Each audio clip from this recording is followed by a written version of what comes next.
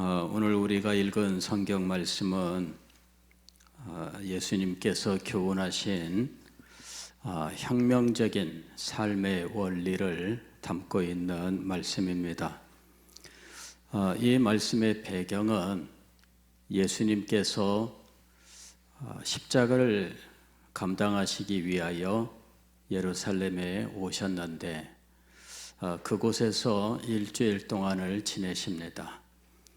그런데 그 사이에 헬라인들이 예수님께 대하여 찾아온 겁니다.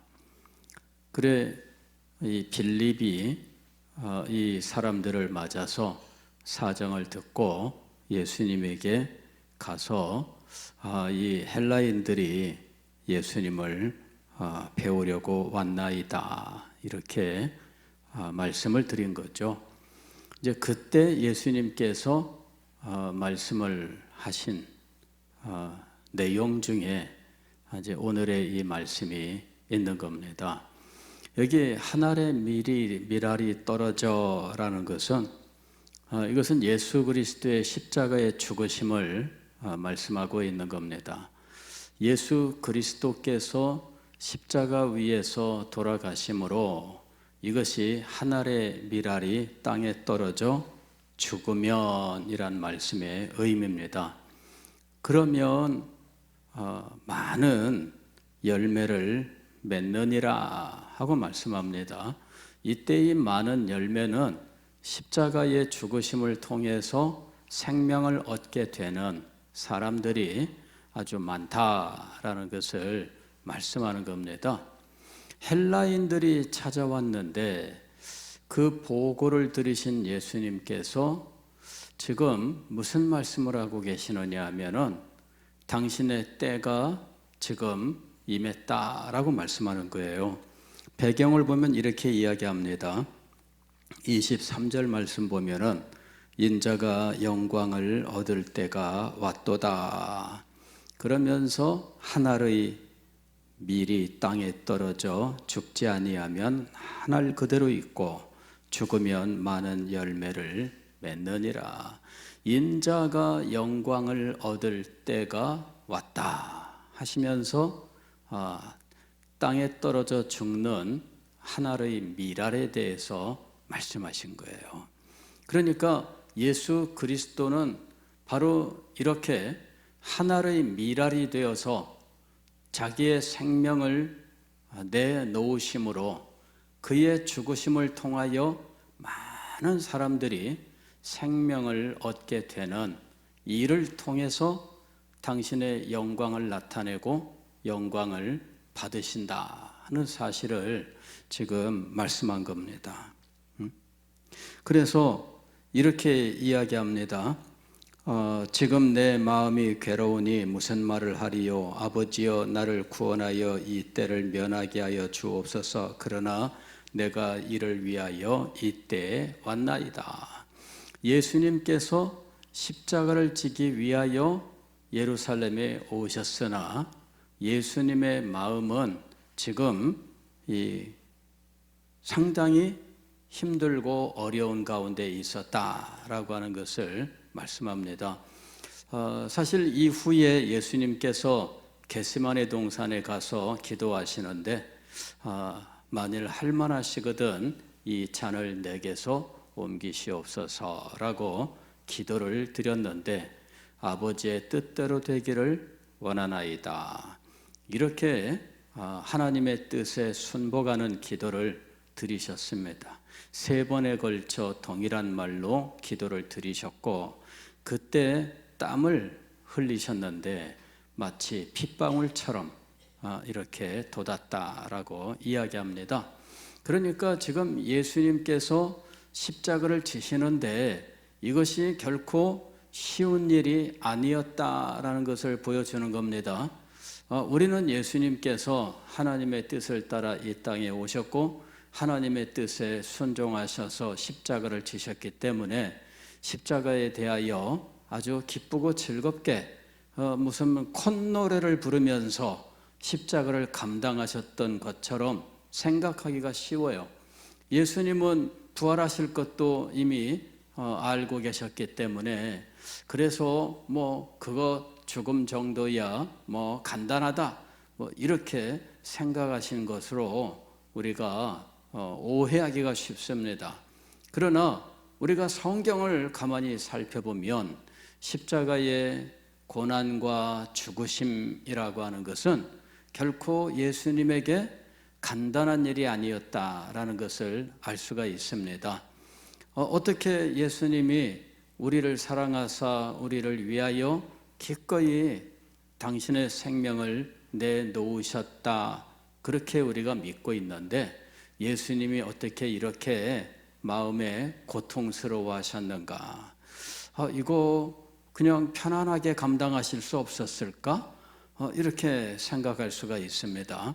그리고 많은 사람들이 그렇게 생각을 해요. 그러나 예수님의 십자가는 예수님에게도 쉬운 것이 아니었고 하나님 아버지에게도 쉬운 것이 아니었습니다. 우리가 이걸 알아야 돼요. 예수님께서 운명하시기 전에 3시간 동안 온 땅에 어둠이 깔렸다라고 이야기합니다. 앞이 안 보였어요. 새카만 어둠이 임했고, 그리고 3시간이 지난 이후에야 이 예수님께서 나의 하나님 이러시면서 내 영혼을 아버지께 부탁하나이다, 그러면서 운명하신 거예요. 그러니까 이 3시간의 어둠이 있었던 겁니다.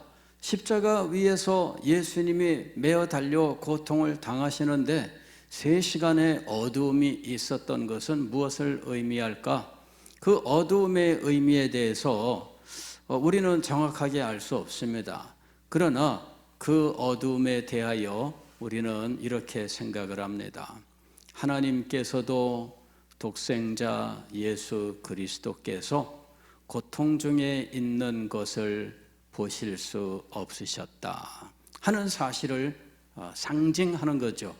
캄캄한 밤이라고 하여 하나님 눈에 안 보이겠습니까? 그렇지 않지요.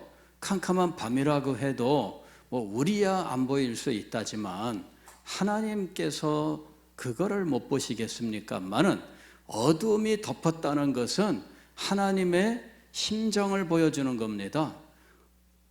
그 아들이 그렇게 고통을 당하시는데 하나님께서 편안한 마음으로 보고 계셨고 그때 하나님이 기쁘고 즐겁게 보고 계셨을까 하는 겁니다.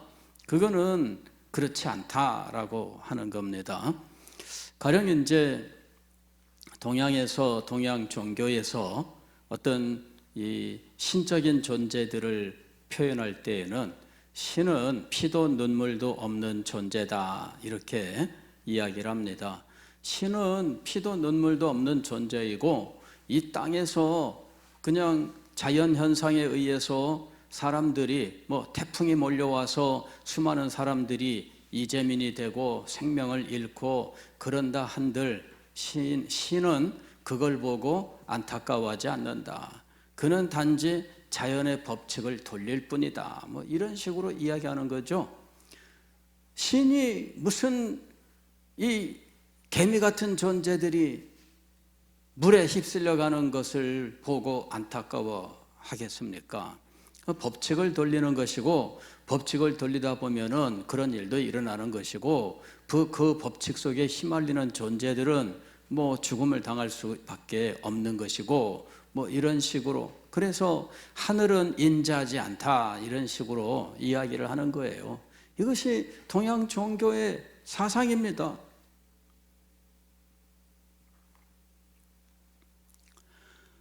신적인 존재가 마음 아파하고 고통스러워 한다면 신일 수 있는가?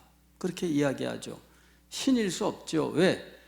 아파한다는 것은 어딘가 부족하다는 것을 의미하는 겁니다.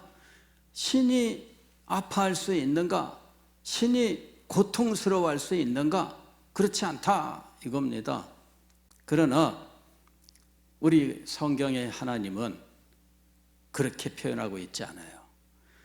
이 땅에서 인간이 고통당하는 것을 아무런 감정 없이 보고 있다거나 이 땅에서 어떤 자연의 재앙으로 사람들이 죽을 때 그것들을 하나님이 쌤통이다 그렇게 보고 계시는가? 전혀 아닌 겁니다. 성경은 하나님의 심정을 많이 표현합니다. 하나님은 진노하시기도 하시지만 애통하시기도 하고 안타까워하시기도 하고 이러한 모습을 보여주고 계십니다. 어떤 사람들은 이것이 하나님의 진정한 하나님의 모습이 아니라 인간들에게 그냥 표현할 뿐이다 이런 식으로 이야기하는데, 그러나 우리는 하나님의 그 마음을 우리가 다 이해할 수 없습니다. 그러나 인간이 철학적으로 감각이 없는 어떤 존재를 신으로 생각한다면 그건 잘못입니다. 하나님께서 독생자를 이 땅에 보내시는 것도 쉬운 것이 아니었고, 이 땅에서 고통당하고 고난 가운데 사시게 하신 것도 쉬운 일이 아니었습니다. 그리고 십자가 위에서 피 흘려 고통당하다가 운명하는 그런 장면을 하나님께서 콧노래 부르면서 기뻐하면서 보고 계셨겠는가? 그렇지 않다는 것입니다. 자, 하나님께서 3시간 동안의 어둠으로 십자가의 현장을 캄캄하게 덮어 앞이 안 보이게 하셨던 것은 하나님의 심정을 표현하는 것이었다라는 것입니다. 마찬가지로 예수 그리스도께서 십자가에 못 박혀 돌아가시는 것, 이것은 결코 쉬운 게 아니었습니다. 여러분, 예수님께서 말씀하셨지요. 아버지께서 나를 사랑하신 것 같이 나도 너희를 사랑한다 라고 말씀하십니다. 그러시면서 내가 너희를 위하여 목숨을 버리노라 하고 말씀하십니다. 사랑하시기 때문에 당신의 목숨을 내놓으셨지만, 그러나 그것 자체는 결코 쉬운 일이 아니었다라는 겁니다. 어떤 분들은 예수님이 육신을 가지고 있기 때문에 육신 때문에 그와 같은 어떤 그 죽음을 두려워하고 뭐 그랬다 이런 식으로 말하는 사람도 있습니다. 그러나 그것도 정확한 말은 아닙니다. 예수님께 가서 여러분이 직접 한번 여쭤보십시오. 그때 어떠셨습니까? 하고 직접 한번 여쭤보세요. 지금 예수님께서 감당하셔야 되는 일은 사실은 단순한 죽음이 아닙니다. 죄인들의 죄를 대신 짊어지시는 일입니다. 무죄하신 분이 죄인이 되시는 일입니다. 예수 그리스도께서 십자가에 매어 달리셨을 때 그분은 사랑하는 하나님의 아들이 아니라 죄악 덩어리였다 이렇게 이야기합니다. 죄악 덩어리였다, 즉 예수님의 존재 자체가 순수한 죄의 덩어리였다라고 이야기하는 거예요. 여러분, 그것이 순결하신 예수 그리스도, 거룩하신 그분이 될 수 있는 것이 아닙니다. 즉 예수님의 이 마음의 고통은 단지 죽음이라고 하는 것에 대한 문제가 아니라 거룩함의 문제였다라고 이야기합니다. 인간 중에도 죽음을 담담하게 용기 있게 맞이하는 이런 사람들도 없는 건 아닙니다.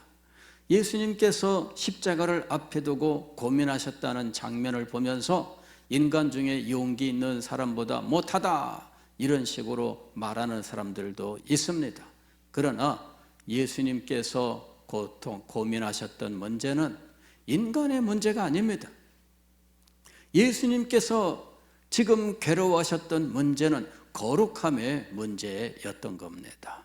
죄 없으신 분이 죄의 덩어리가 되는 문제였습니다. 그 일은 여러분 쉬운 일이 아닙니다.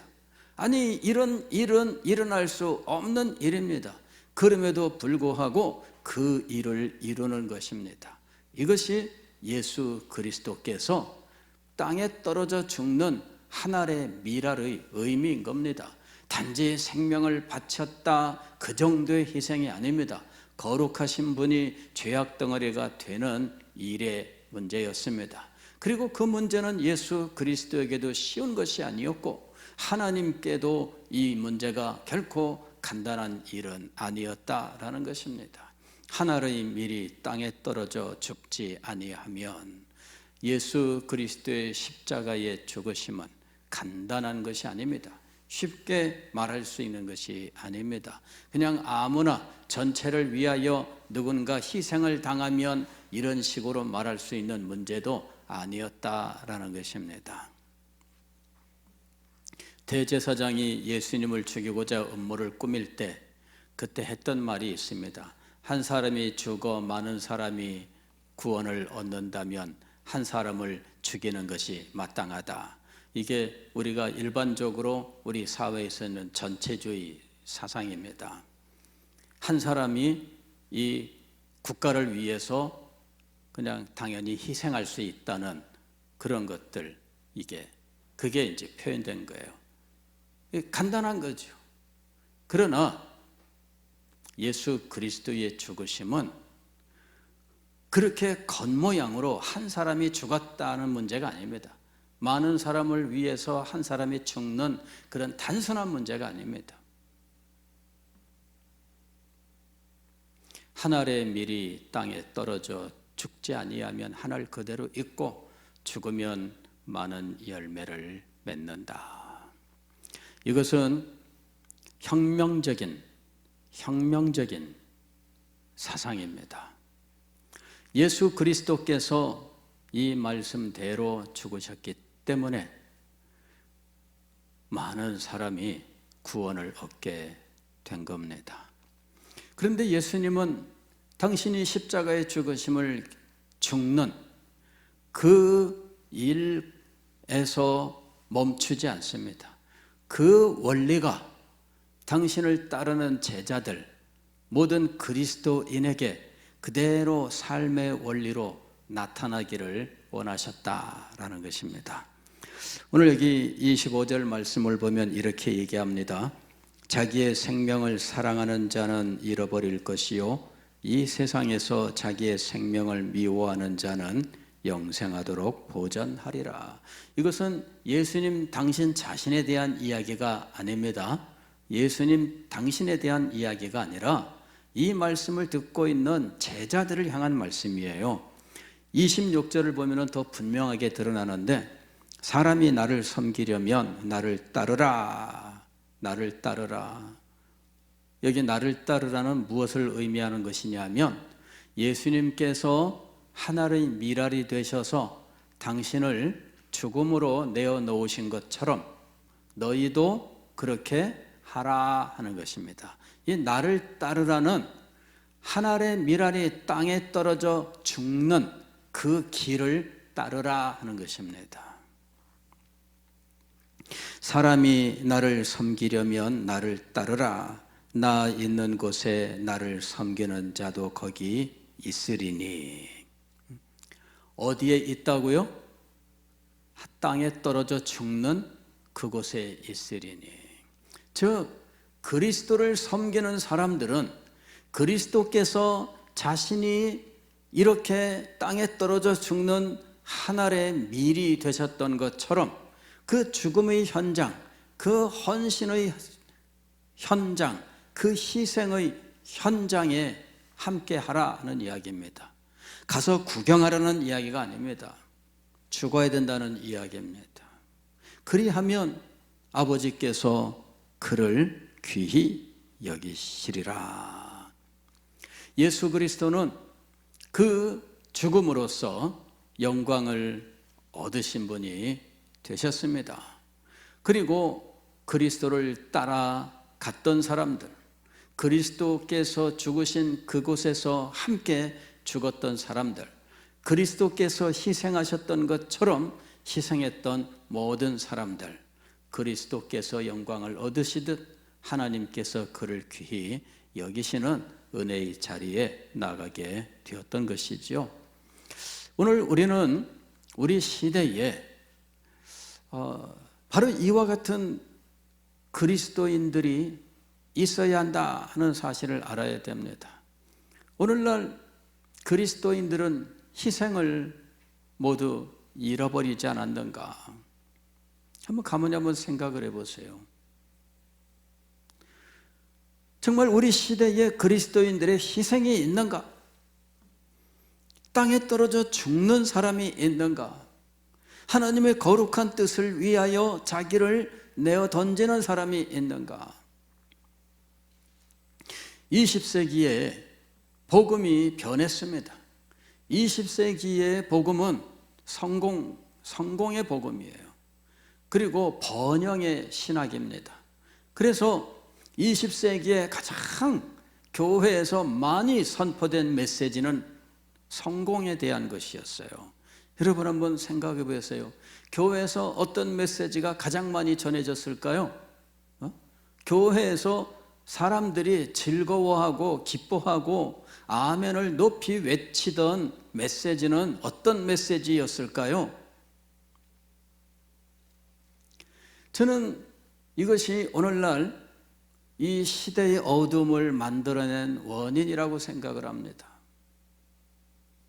교회의 메시지, 성도들이 기뻐하던 메시지가 무엇이었습니까? 번영의 메시지예요. 소위 말하면 번영신학이라고 하는 것이 20세기를 광풍처럼 휩쓸고 지나갔습니다. 그래서 어느 곳에서나 믿음으로 성공하고 믿음으로 부강해지고 믿음으로 우리는 풍요롭게 되고 믿으면 성취할 수 있다. 이렇게 믿음이 예수 그리스도의 십자가에 대한 것이 아닌 성공에 대한 것으로 변해버린 겁니다. 성공을 위하여 비결이 무엇인가? 성공을 위하여 어떻게 해야 할 것인가? 성공을 하려면 이렇게 해야 된다. 이런 메시지가 20세기를 광풍처럼 휩쓸고 지나갔습니다.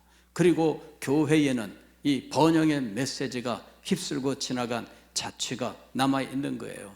그 결과 성도들은 희생하지 않고 헌신하지 않습니다. 피 흘리지 않습니다. 땀 흘리지 않습니다. 편안하기를 원하고 많은 것을 얻기를 원하고 더 많이 얻기를 원하는 것입니다. 교회는 세상의 원리로 돌아갔습니다. 세상의 원리는 무엇입니까? 나를 위해 다른 사람들이 희생하는 것이 세상의 원리입니다. 다른 사람은 희생해도 그 결과 내가 잘 될 수 있다면 그것이 선이라고 생각하는 것이 세상의 원리입니다. 그런데 교회 안에도 그 원리가 들어온 거예요. 헌신하고 내가 희생하기보다는 저 사람이 더 많이 함으로 나는 조금 하기를 원하는 거예요.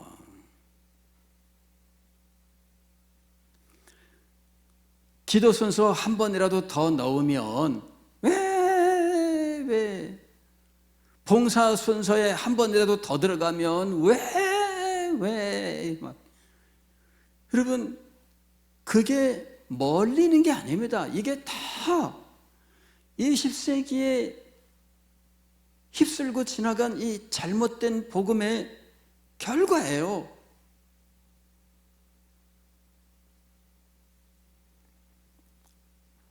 내가 한 번이라도 더 하겠다 이런 사람들보다는 나는 한 번이라도 더 빼달라 이러는 사람들이 더 큰 소리 치는 그런 풍조가 교회의 대세가 되어버리는, 어디서 온 것일까요? 번영신학에서 온 거예요. 다른 사람이 희생하여 내가 잘 될 수 있다면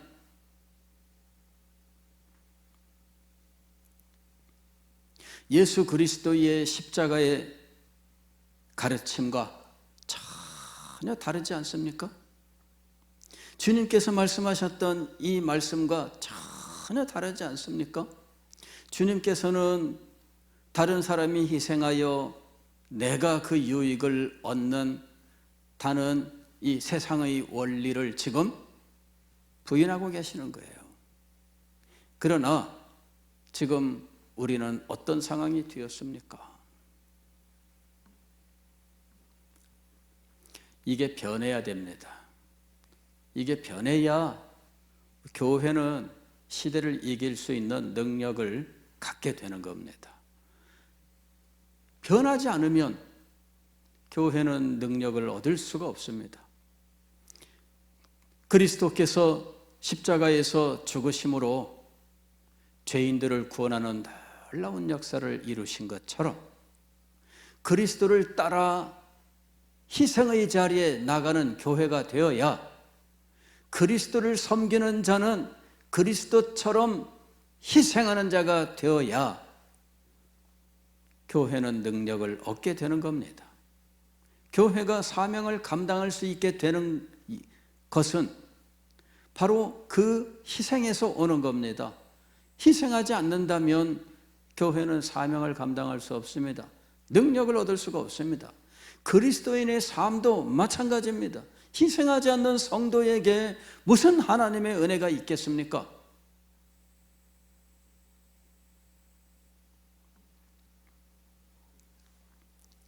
희생하지 않는 성도들, 자기의 권리만을 찾고 자기의 어떤 이익만을 구하는 성도들, 정말 성도라고 부르기에 부끄러운 명칭이 아니겠습니까? 언제부터 성도가 자기 이익을 구하고, 언제부터 성도가 자기의 권리를 주장하고, 언제부터 성도가 다른 사람은 몰라도 나만 좀 빼달라고 그렇게 하기 시작을 했습니까? 세상에 그런 성도가 어디 있어요?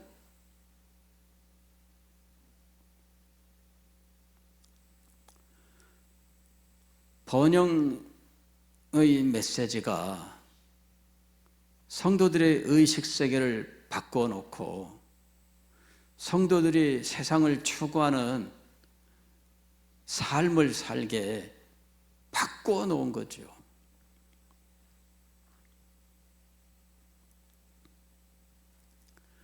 본래부터 교회의 메시지는 자기 부인의 메시지였습니다.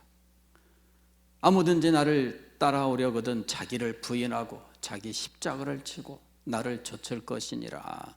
이 자기 부인이, 그것이 성도의 삶의 중심이었습니다. 그리고 교회는 이 자기 부인을 메시지로 선포하고 가르쳐 왔던 겁니다. 그러나 이 자기 부인의 메시지가 사라지고 번영의 메시지가 광풍처럼 휩쓸고 지나가면서 너도 나도 번영을 말하고 번영을 선포하고 번영을 하면서 자기가 무슨 대단한 것이 된 것처럼 많은 사람들이 특정인의 말투를 흉내내기 시작을 했습니다. 믿으시기를 바랍니다. 믿으시기를 바랍니다. 이러면서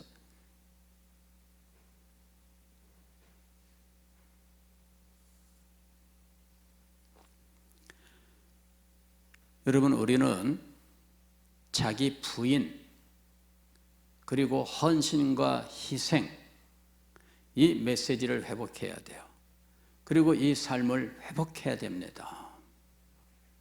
그래야 우리에게 소망이 있는 겁니다. 오늘 예수님께서 사람이 나를 섬기려면 나를 따르라.